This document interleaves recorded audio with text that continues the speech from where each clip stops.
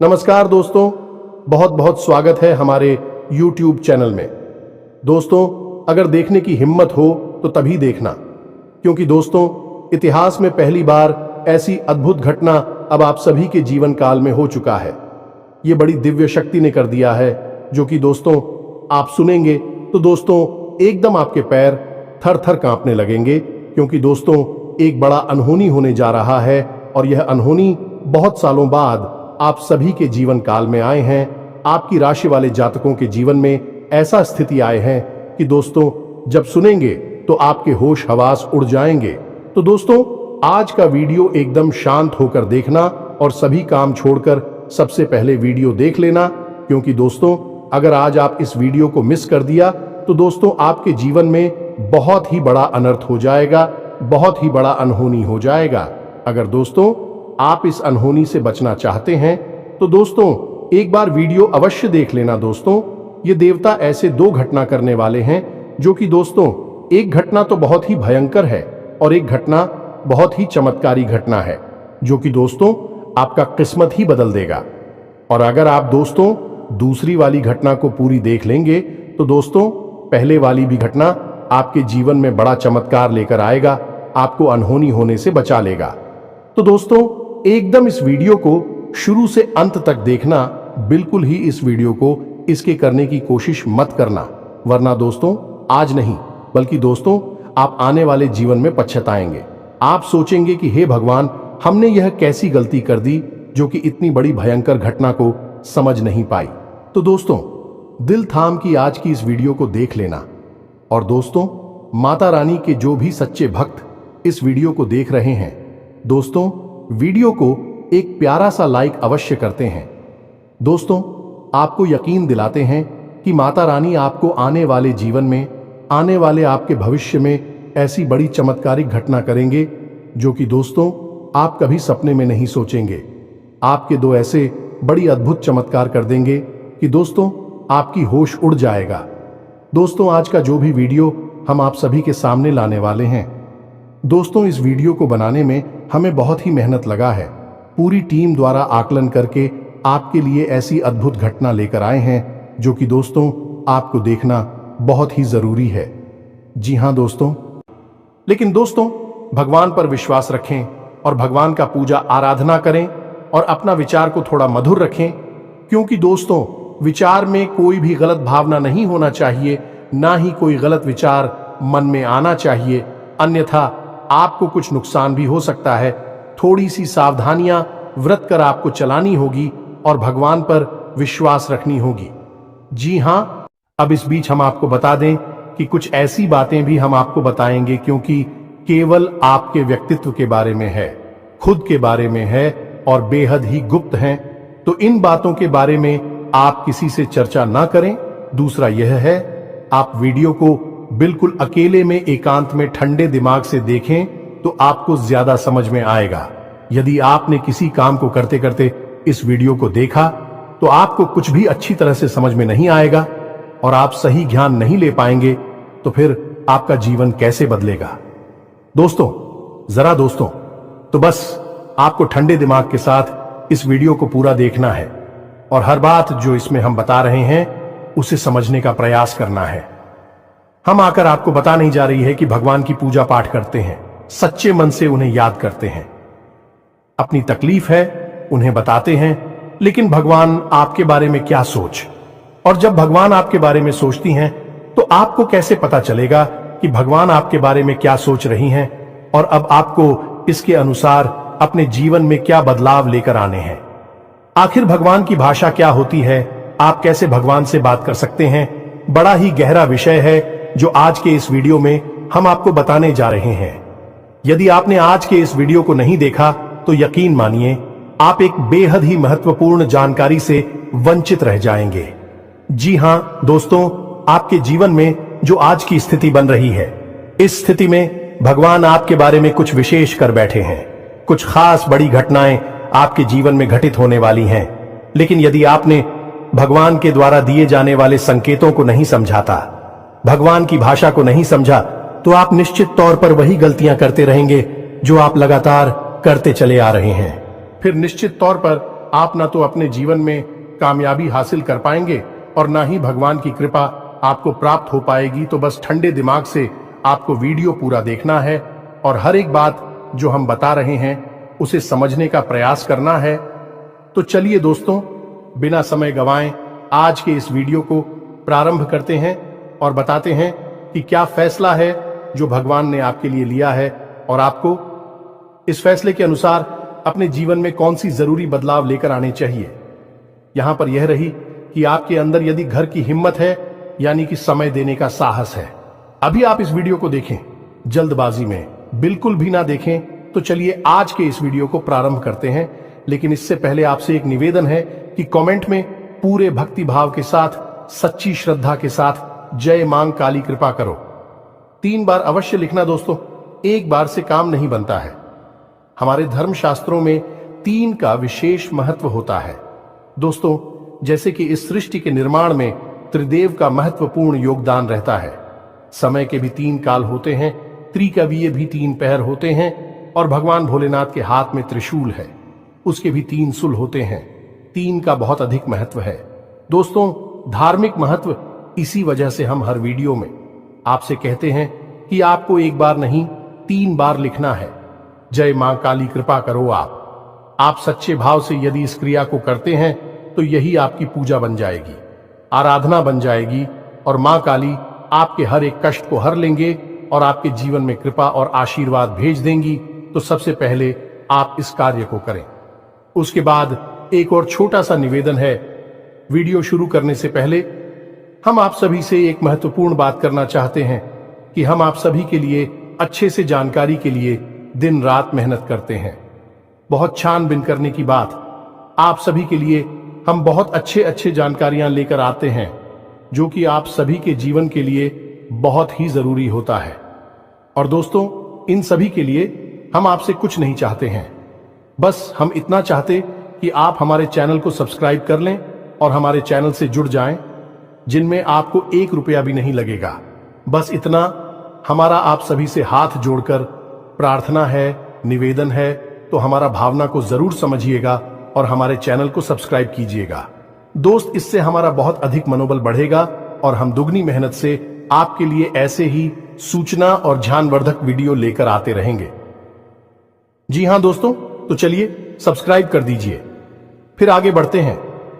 जी हां दोस्तों, तो चलिए शुरू करते हैं। दोस्तों एक बात क्यों हम आपको बता दें, और ये थोड़ी सी कड़वी बात हो सकती है, शायद सुनकर आपको अच्छा ना लगे, झटका लगेगा। सबसे पहले हम आपको बता दें कि आपकी राशि के जातकों के जीवन में जो परेशानियां होती हैं, जो भी कष्ट होते हैं, उन परेशानियां कष्ट के लिए सबसे अधिक जिम्मेदार आप स्वयं ही हो। आपको लगता है ऐसा है कि कोई बाहर का इंसान का, कोई अपना ही या कोई पराया इंसान आपको किसी न किसी बात से परेशान कर रहा है, या आपके जीवन में परेशानियां चल रही हैं, उतार चढ़ाव चल रहे हैं। हां, थोड़ा बहुत दूसरों के द्वारा निर्मित की गई परेशानियां और कष्ट होते हैं। लेकिन कई ऐसी समस्याएं हैं, कई ऐसी परेशानियां हैं जिन्हें आप स्वयं ही न्योता दे देते हैं, अपने जीवन में आमंत्रण दे देते हैं और आप अनजाने में ऐसा करते हैं। दोस्तों, आपको अपने व्यवहार पर नियंत्रण नहीं रहता है, इस वजह से आपको ऐसी परिस्थितियों का सामना करना पड़ता है। तो अब इस बात को सुनकर आपको शायद ऐसा मन में प्रश्न उठेगा कि आप मना अपने आप को परेशान क्यों करेंगे। आपके मन में ऐसी बात आ सकती है कि भाई आप अपने आप को परेशानी में क्यों डाल देंगे। ऐसा कोई जानबूझकर करता है तो हम आपको बता दें कि आप ऐसा निश्चित तौर पर करते हैं तो आपके स्वभाव में कुछ बहुत बड़ी खामियां हैं, कुछ बहुत बड़ी परेशानियां हैं। इनको लेकर आप हमेशा परेशान रहते हैं, विचलित रहती हैं। ये दोस्त कौन सी है वह परेशानियां, ध्यान से सुनिए। सबसे पहली परेशानी, आप भले और बुरे लोगों के बीच कभी भी फर्क नहीं लगा पाते हैं। आप एक भावुक इंसान हैं, ये छोटी बात नहीं है, बहुत बड़ी बात है। और इसी की वजह से आप असल में हर रिश्ते नाते में फंस जाते हैं। आपका दुरुपयोग होता है, आप इसको अपना हमदर्द मानते हैं, आप सच्चे दिल से जिससे प्रेम करने लगते हैं। आपको पता चलता है कि अरे ये तो बहुत बड़ा धोखेबाज निकला, समय आने पर इसने आपका बिल्कुल भी साथ नहीं दिया और इसने तो आपको बहुत बड़ी मुसीबत में डाल दिया, आपका दुरुपयोग किया, आपसे रुपए मांग लिए, आपकी मदद मांग ली। बाद में जब आपको जरूरत पड़ी तो आपके लिए बिल्कुल भी नहीं आया। जब आपको ऐसा पता लगता है तो फिर आप दुखी हो जाते हैं, परेशान हो जाते हैं, फिर सोचते रहते हैं उसी इंसान के बारे में और आपको लगता है कि इस इंसान ने आपको बहुत कष्ट पहुंचाया। ऐसा ही दोस्तों उन लोगों के साथ भी होता है जिन्हें आप अपना शत्रु मानते हैं। इसका उल्टा भी होता है, जिन्हें आप अपना शत्रु मानते हैं लेकिन वह असल में आपके हमदर्द है, लेकिन आप उनकी बातें अच्छी नहीं लगती हैं, आपको उनसे चिढ़ होती है, उनकी कही हुई हर एक बात आपको चुभने लगती है। लेकिन असल में होता उल्टा है। अभी आपकी हमदर्द है। हो सकता है कि आपकी थोड़ी बहुत आलोचना करते हैं, आपके कार्यों में कमियां निकालते हैं, लेकिन भी आपको देख रहे हैं, आप पर नजर रख रहे हैं, आपकी चिंता करते हैं, तो आपके अंदर जो कमियां हैं उन कमियों को बताते हैं तो आप चले जाते हैं और आप उनसे दुश्मनी मोल ले लेते हैं।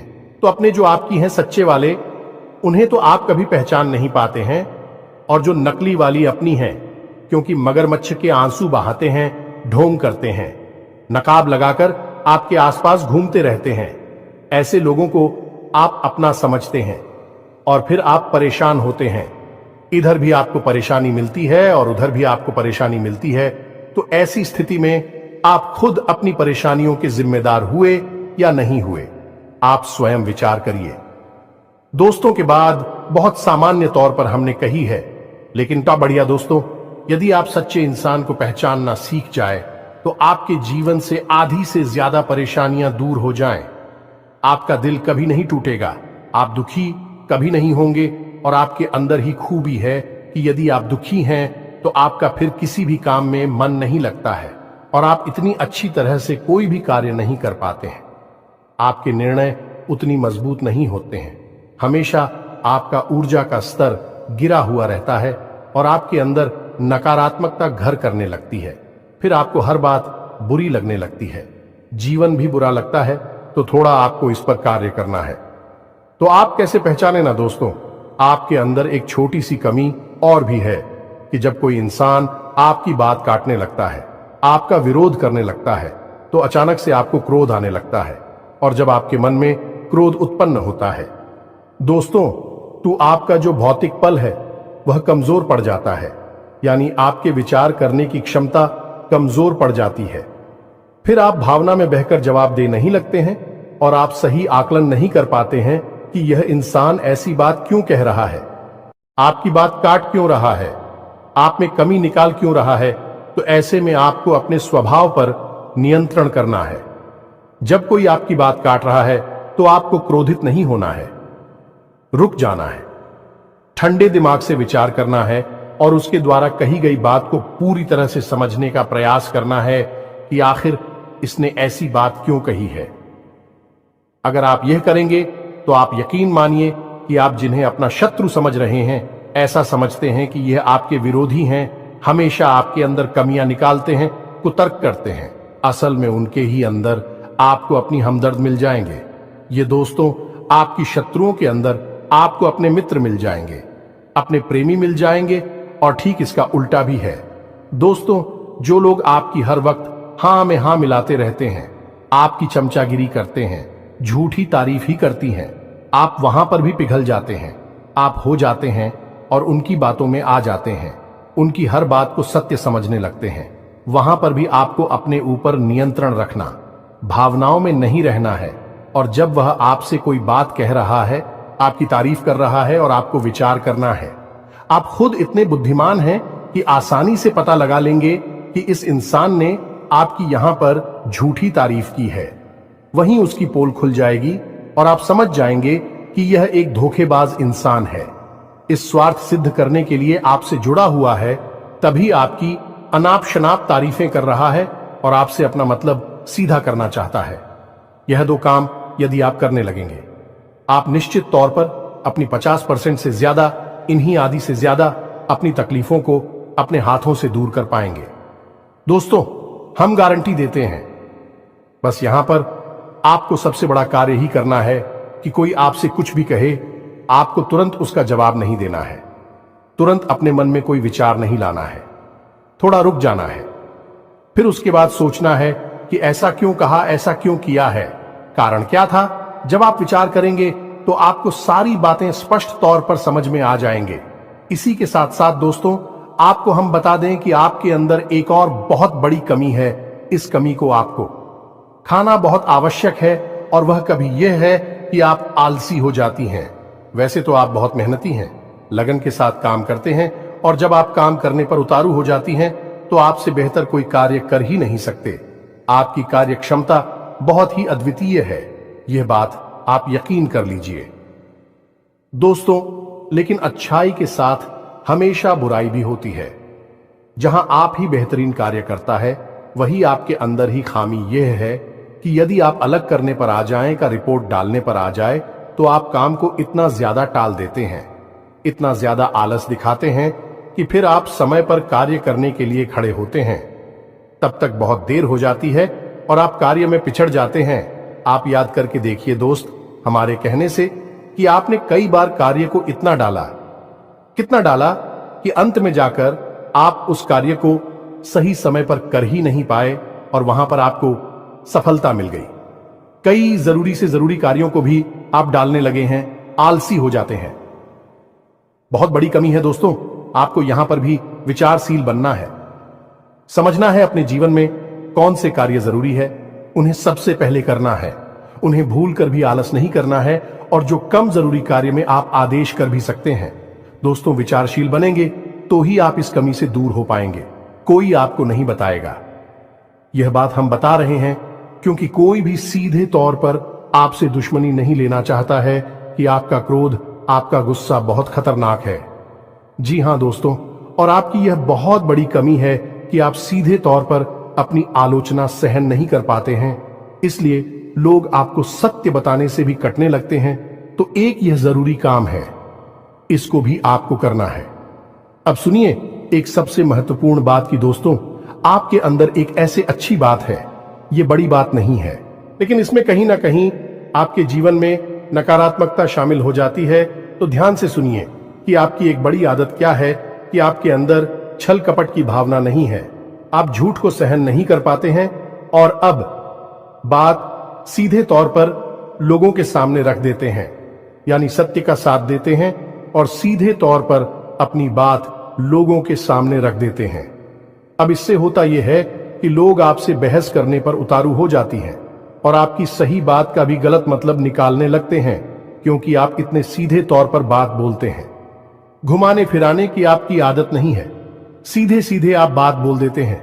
फिर चाहे किसी को बुरी लगे या अच्छी लगी, तो ऐसी में कई बार ऐसा होता है कि आप बहसबाजी को आमंत्रण दे देते हैं, लोगों के साथ में पड़ जाते हैं, और वह बहस कई बार इतनी बढ़ जाती है कि आपके रिश्तों में भी खटास आ जाती है और आपके जीवन में भी नकारात्मकता आ जाती है। कभी कभी तो बहस इस हद तक चली जाती है कि वह इस झगड़े का रूप भी ले लेती है। यहां पर आप थोड़ा सा चतुराई से काम लेना सीखना होगा। ज्यादा सीधेपन से भी काम नहीं चलता है, और आपके मन में सत्यता है, आप उसे बनाकर रखी है, लेकिन दुनिया में उस सत्यता का प्रदर्शन करने की कोई आवश्यकता नहीं है। आपको किसी से बहस नहीं करनी है। कोई झूठ बोल रहा है, गलत काम कर रहा है, उसे करने दो। आप कोई मतलब नहीं है दोस्तों। आप यदि उसे सुधारने में लग जाएंगे तो वह सुधरेगा तो नहीं, लेकिन आपके साथ पेश करेगा, झगड़ा करेगा, और आपका भी जीवन समय और दिमाग सब खराब कर देगा। तो यहां पर आपको थोड़ा सा सतर्क रहना है, और कब लोगों से बात करते करते, चर्चा करते करते बीच में से हट जाना है, यह आपको समझना होगा। याद रखिए दोस्तों, इस जंगल में सबसे पहले पेड़ काटे जाते हैं जो एकदम सीधे होते हैं। तो थोड़ा सा तो कभी जीवन में आवश्यक है, थोड़ी सी टेढ़े मेढ़े भी बन जाइए। दोस्तों, इस समय की मांग है दूसरों को हानि पहुंचाने के लिए नहीं, अपनी रक्षा करने के लिए। दोस्तों, यकीन मानिए, भगवान श्री कृष्ण ने भी तो मानव को यही संदेश दिया है कि जब काम सीधे तौर पर ना बने तो थोड़ा सा चतुराई का साथ देना चाहिए, चतुर बन जाना चाहिए। तो ये सारी बातें थी कि आपको कहां कहां सुधार की आवश्यकता है। वैसे तो और भी बहुत सारी बातें हैं दोस्तों, लेकिन उन सबको करने लगे तो वीडियो बहुत लंबा हो जाएगा। तो तो जो जरूरी बातें थी वह हमने आपको बता दी है। आप इन पर कार्य करिए, निश्चित तौर पर बदलाव आएंगे।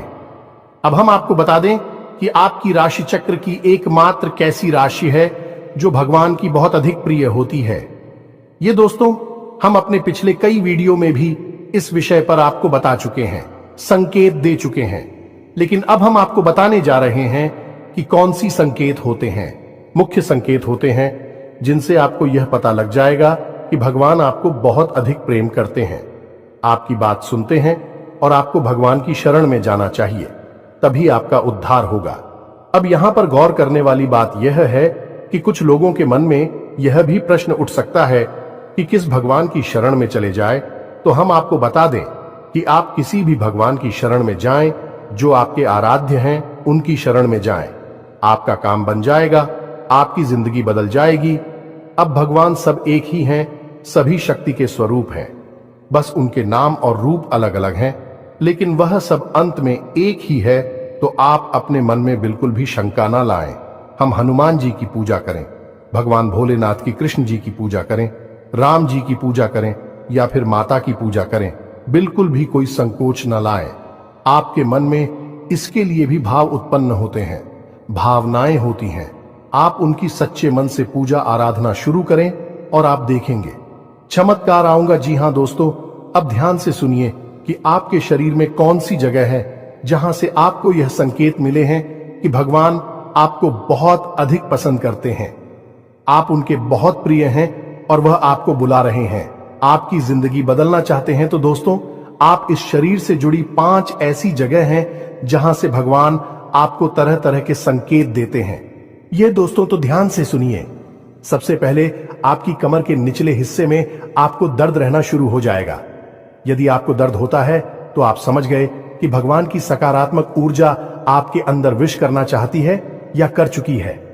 अब यहां पर दर्द क्यों होगा दोस्तों? तो आप समझ गए कि इंसान के शरीर का सबसे निचला चक्र मूलाधार इसी स्थान पर होता है और यह मूलाधार चक्र है, यह आपको बहुत ही ख्वाबी बनाता है दोस्तों, यानी कि सुख सुविधाएं और ऐश्वर्य को भोगने के लिए प्रेरित करता है। तो ऐसे में जब ईश्वर की सोच, सकारात्मक निर्गुण ऊर्जा आपके अंदर प्रवेश करती है तो सबसे पहले आपको यहीं पर पीड़ा होनी शुरू हो जाती है। यहीं पर आपको हल्का हल्का सा दर्द रहना शुरू हो जाएगा। कभी कभी तेज होगा, कभी कम होगा और कभी गायब ही हो जाएगा। अब जब दर्द आपको होगा तो आप दवाई भी ले लेंगे, अभी आपको राहत नहीं मिलेगी, एक बेचैनी सी रहेगी। तो आप समझिए कि यदि यहां पर आपको दर्द होता है तो आप समझ जाइए कि भगवान आपको बुला रहे हैं, आपको बहुत प्रेम करती हैं। अब कुछ लोगों के मन में यह प्रश्न आएगा कि कोई बीमारी होगी तो दोस्तों आप चेकअप कराएंगे, डॉक्टर के पास जाएंगे, बीमारी कोई भी नहीं निकलेगी, लेकिन दर्द लगातार बना रहेगा। ये दोस्तों ये प्रमाण होगा।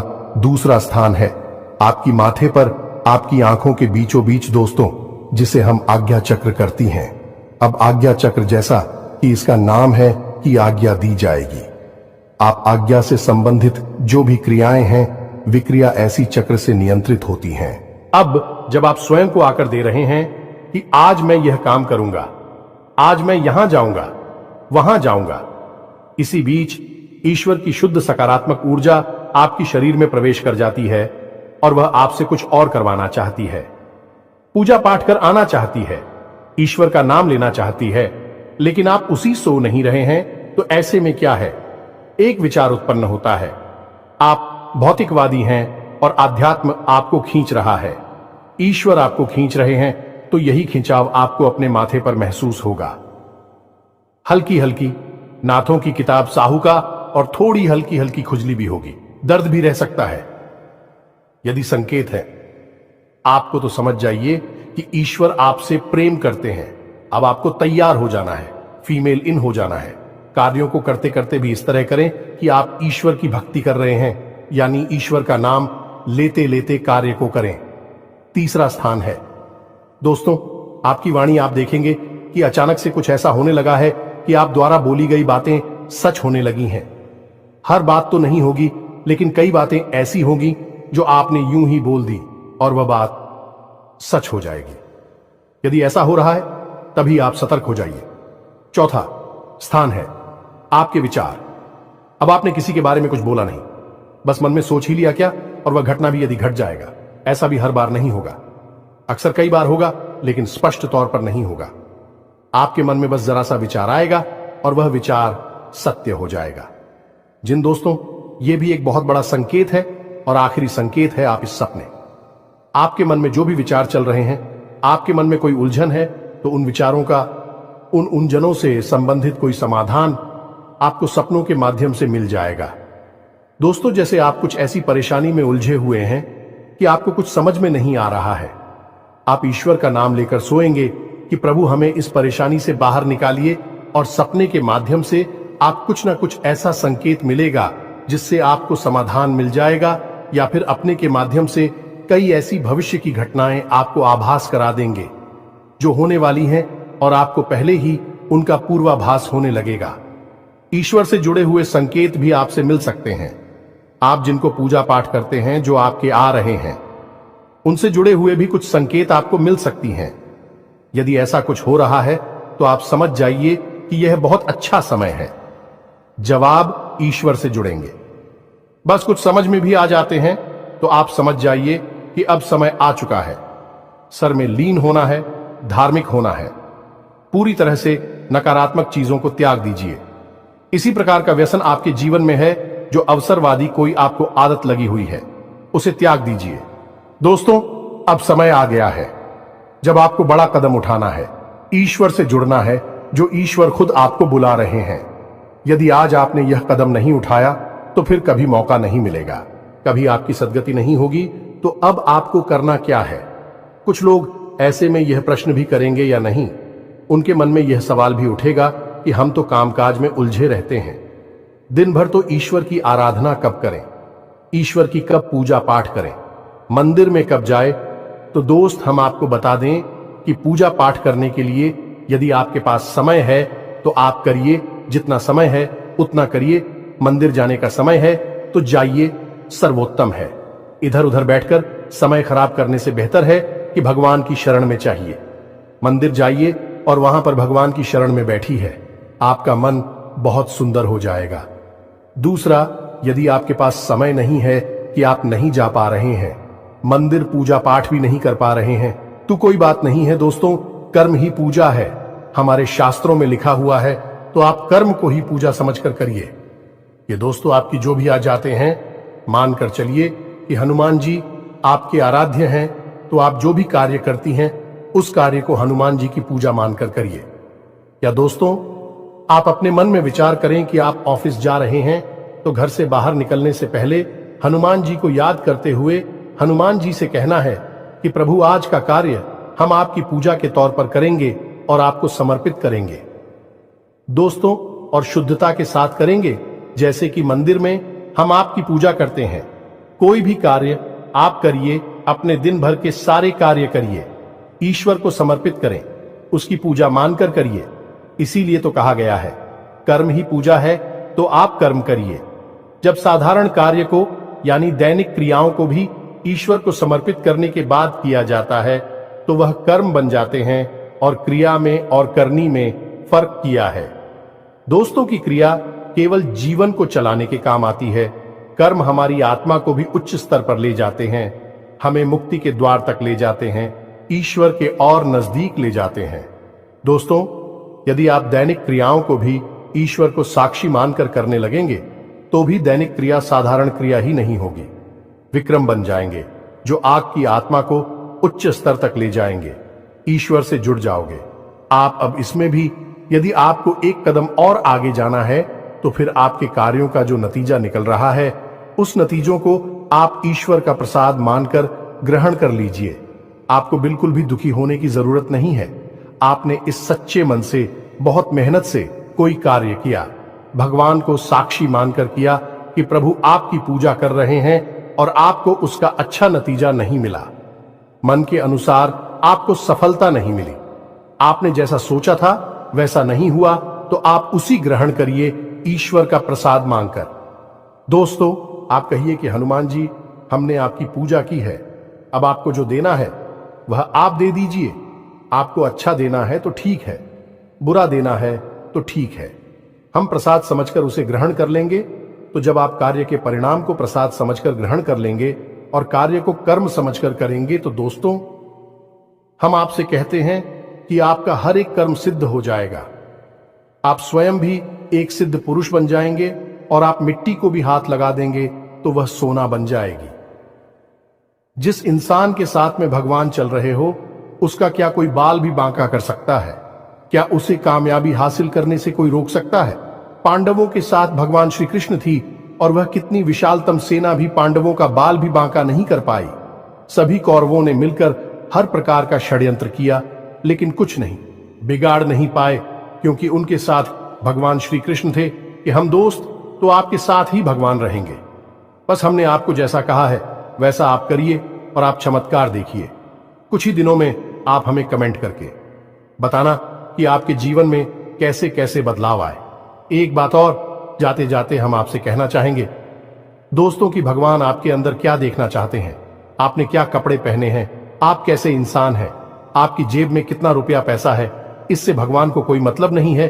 भगवान त्रिकालदर्शी हैं, अंतर्यामी हैं, वह आपके अंदर झांक सकते हैं और आपके मन में क्या भावनाएं चल रही हैं, बस उन्हीं से भगवान का मतलब है कि आपके भाव से, आपकी भावना से भगवान को मतलब है।